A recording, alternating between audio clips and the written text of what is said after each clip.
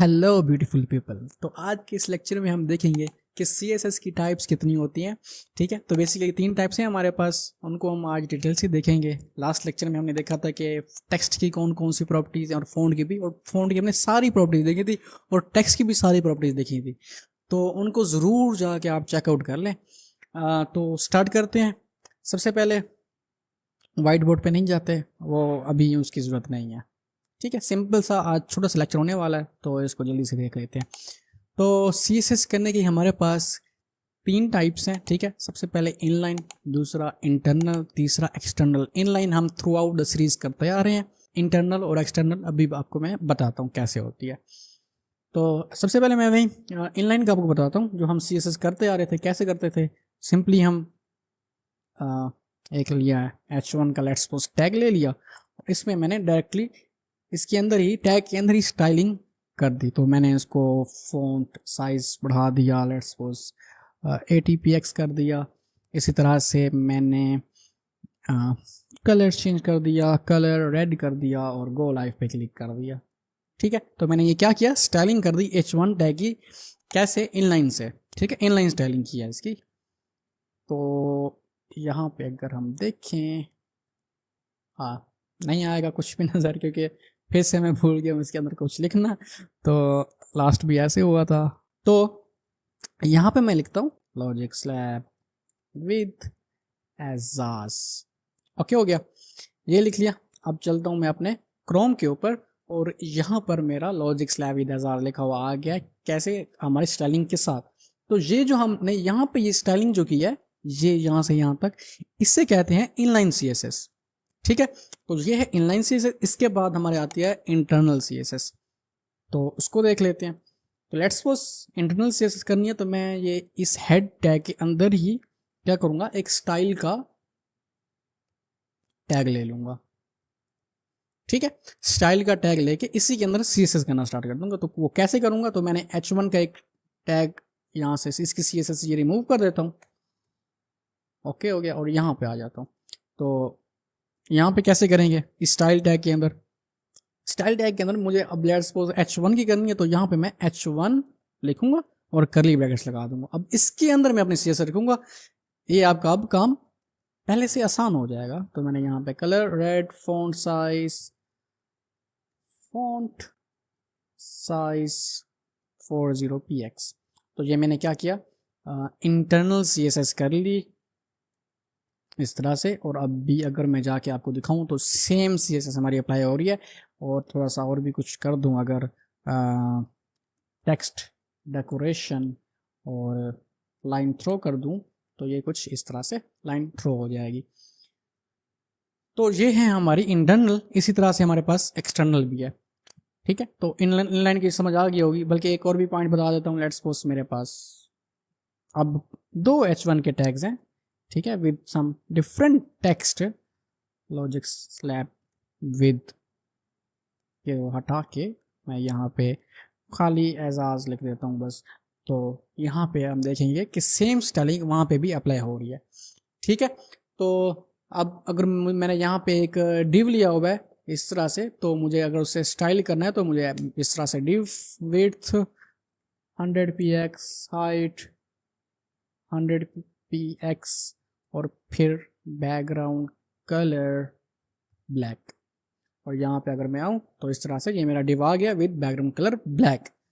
तो नेक्स्ट क्या करते हैं, नेक्स्ट भी देख लेते हैं, जो कि है हमारी एक्सटर्नल सीएसएस। उसके लिए मुझे एक सीएसएस की फाइल बनानी पड़ेगी अलग से। तो वो कैसे बनाएंगे? यहाँ पे मैं लेट्स सपोज फाइल का नाम रखता हूँ स्टाइल डॉट सीएसएस। कोई भी नाम आप रख सकते हैं स्टाइल की बजाय, लेकिन मैं स्टाइल रख रहा हूँ।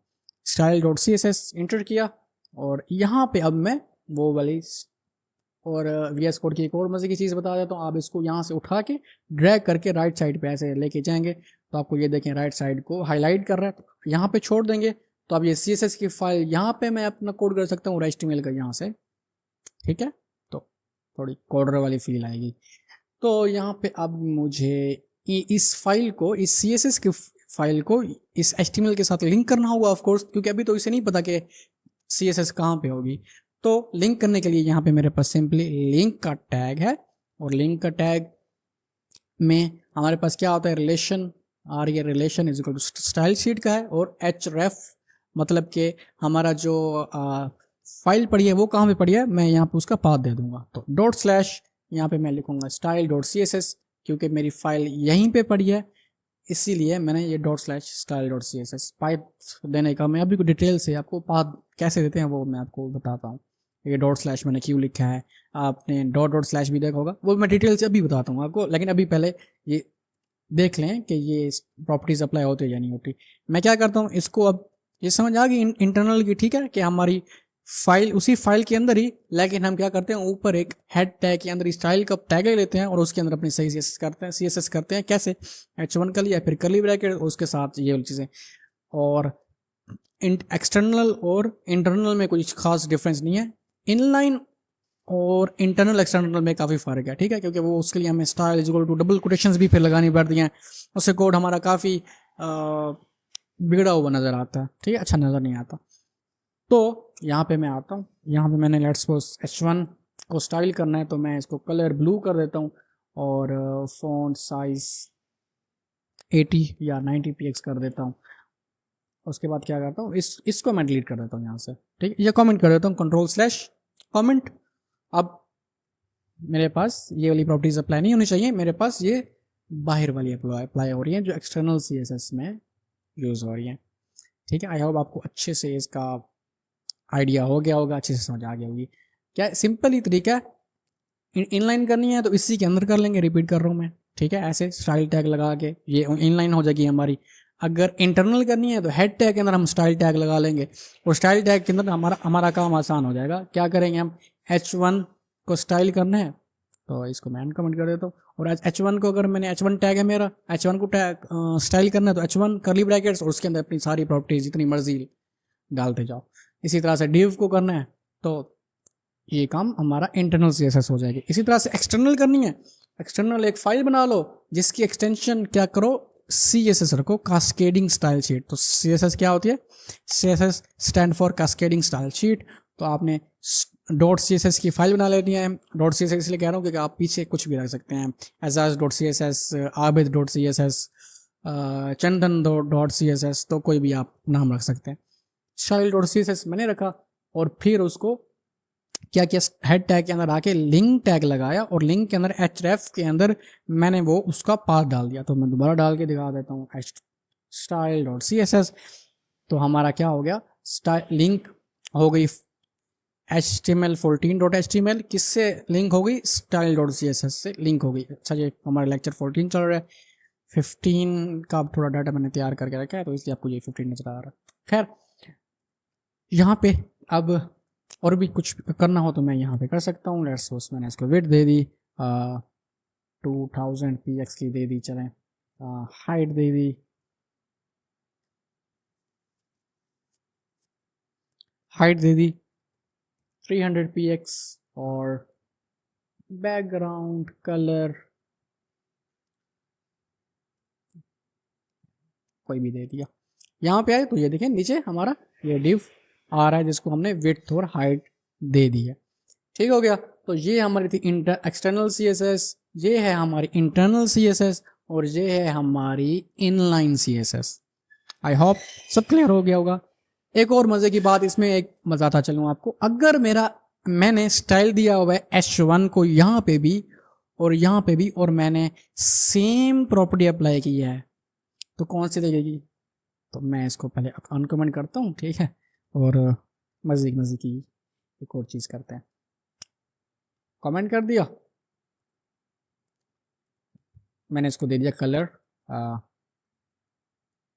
रेड, ठीक है, यहाँ H1 को मैंने कलर दे दिया रेड, ठीक है, यहाँ पे एजाज को सिर्फ इसको नहीं दिया, और यहाँ पे आके इसको मैं डिलीट कर देता हूँ, ठीक है, कन्फ्यूजन ना होता कि, और यहाँ पे कलर मैं कुछ और देता हूँ, यहाँ पे ब्लू देता हूँ।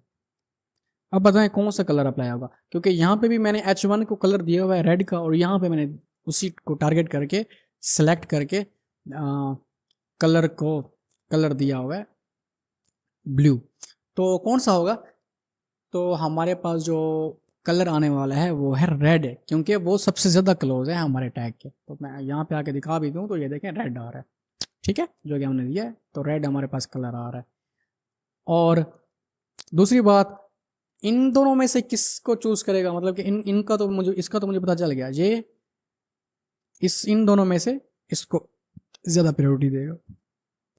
इन दोनों में से किसको ज़्यादा प्रायोरिटी देगा, वो उसको प्रायोरिटी देगा जिसका हमने लिंक, जिसको हमने पहले लिखा होगा। इसका क्या मतलब है मेरी बात का, तो लेट्स सपोज मैं अभी इसको रिलेट कर देता हूँ, ठीक है। सेम कलर मैंने यहाँ पे ब्लू दे दिया और इसको भी अनकमेंट कर देता हूँ, और यहाँ पे मैंने इसको रेड कर दिया, ठीक है। आगे होगी बात समझ आपको, ये डिलीट कर देता हूँ। तो अगर मेरा स्टाइल टैग नीचे है और लिंक मैंने ऊपर लगाया, ठीक है, ये एक्सटर्नल है ना, ये ऊपर है और ये नीचे है, क्योंकि ये बाद में रीड होगा, तो कौन सी वैल्यू स्टोर रहेगी, इसकी वैल्यू स्टोर रहेगी। तो क्योंकि स्टाइल टैग मेरा लिंक टैग के बाद है, तो बाद वाले की प्रायोरिटी ज़्यादा होगी। तो यहाँ पे अगर मैं आपको दिखाऊं तो ये देखें वाई, तो यहाँ पे दिखाऊं तो देखें कलर मेरा क्या आ रहा है, ब्लू आ रहा है। ब्लू क्यों आ रहा है, क्योंकि ये मेरा बाद में है। तो ये क्या होता है, 1 बाई 1 चलता है कोड। तो यहाँ पे जब हमारे पास आएगा तो ये डायरेक्ट इस फाइल में चला जाएगा, ठीक है, अगर आप अंडरस्टैंड करना चाहें इसे। तो जैसे इस लाइन पे आएगा तो ये कोड यहाँ पे आ जाएगा, इस फाइल ओपन हो जाएगी, ठीक है, इसमें रीड करेगा कि कलर तो रेड है। फिर इसके बाद इस स्टाइल टैग में इस कोड में आएगा और यहाँ पे देखेगा कि कलर तो ब्लू है। तो बाद में उसने क्या रिमेंबर किया कि कलर ब्लू है, ठीक है, एट एंड पे, तो क्या आ जाएगा, कलर ब्लू आ जाएगा, ठीक है। आई होप मैंने अच्छे से क्लियर कर दिया होगा कि क्या चीज़ किसकी प्रायोरिटी ज़्यादा है। तो अगर हम प्रायोरिटी की बात करें तो इन दोनों में देखें तो इनमें से इसकी ज़्यादा है, ठीक है, या इन तीनों में से क्या करें, सबसे ज़्यादा प्रायोरिटी यहाँ पे जो इनलाइन CSS होती है उसकी सबसे ज़्यादा प्रायोरिटी होती है।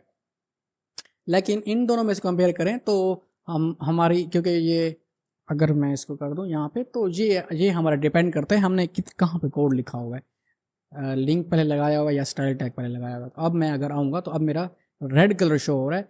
क्यों रेड कलर शो हो रहा है, क्योंकि मैंने ये लिंक अब देखें बाद में लगा दिया। तो अब इसको लास्ट बात जो याद है, ये लास्ट कलर याद है, आसान लफ्ज़ों में समझाने की कोशिश कर रहा हूँ कि लास्ट कलर इससे जो याद है वो कौन सा, रेड कलर है, ना कि ब्लू कलर, क्योंकि वो उसके पहले ये बाद में।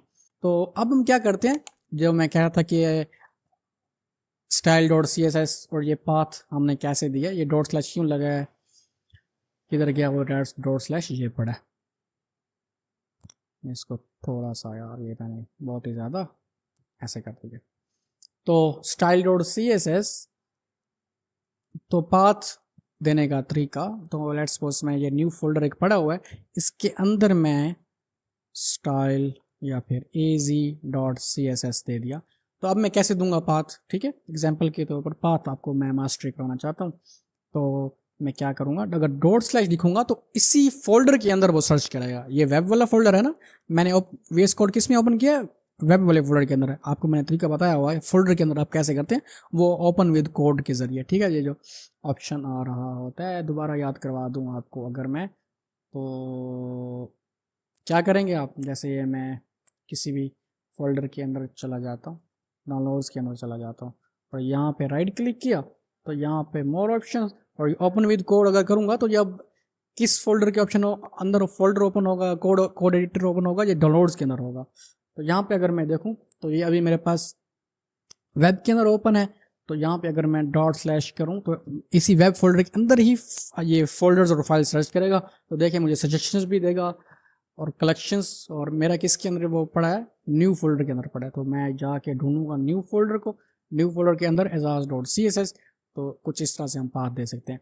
अच्छा, अब ये तो मैंने तरीका बताया कि हमारे फोल्डर के अंदर ये एक फोल्डर पड़ा है या फाइल पड़ी है।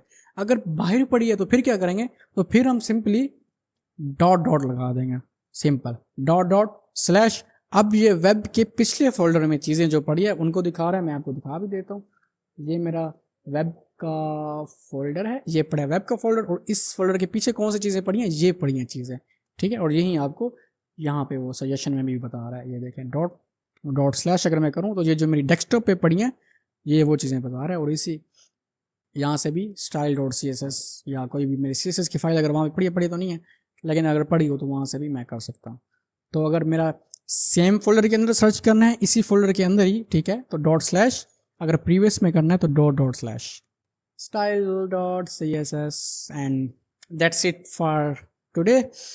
और इस चैनल को सब्सक्राइब भी कर लें, वीडियो को लाइक करें और मिलते हैं नेक्स्ट वीडियो में।